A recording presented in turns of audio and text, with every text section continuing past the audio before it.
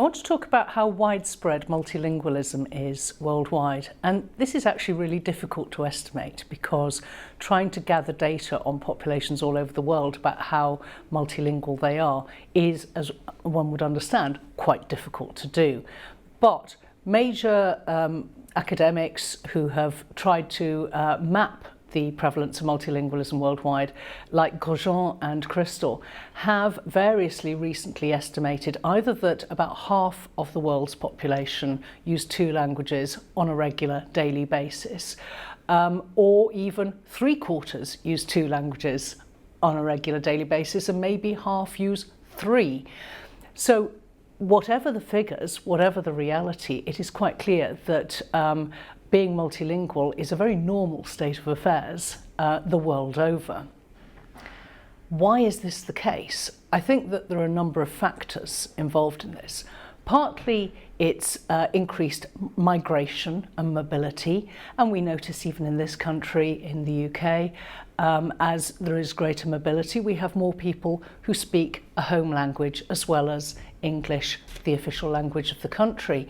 As mobility increases, they may go and live in more than one country through their lives, several different countries, and acquire other languages along the way, and want to speak them on a regular basis or be able to.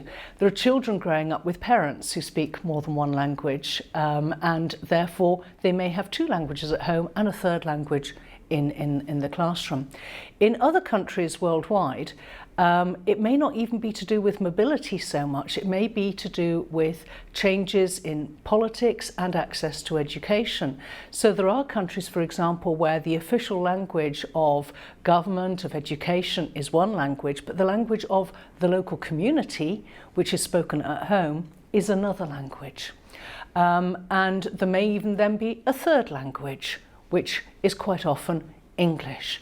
And I think one of the factors about multilingualism is whatever languages you speak in the home, for engagement with officialdom and the state, to engage with your neighbours, or because you need a language for international communications, for cross-cultural communications, we see the prevalence of what is called a lingua franca dominating motivation to learn languages.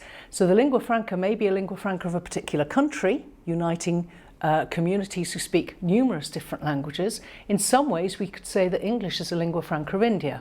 We have many, many different regional languages, but English, alongside Hindi, is very much a lingua franca for India. And in other countries, the lingua franca might be, like in Central Asian countries, it might be Russian, because of the former history in relation to the Soviet Union, whereas there are a number of community or tribal languages spoken locally. So a lingua franca is actually quite an important motivator in multilingualism, going beyond your own language, the languages of your communities, your locality, and needing a language for cross-cultural communication. Globalization, mobility, migration, changes in populations, all of these are factors that are driving an increase, not a decrease, in multilingualism.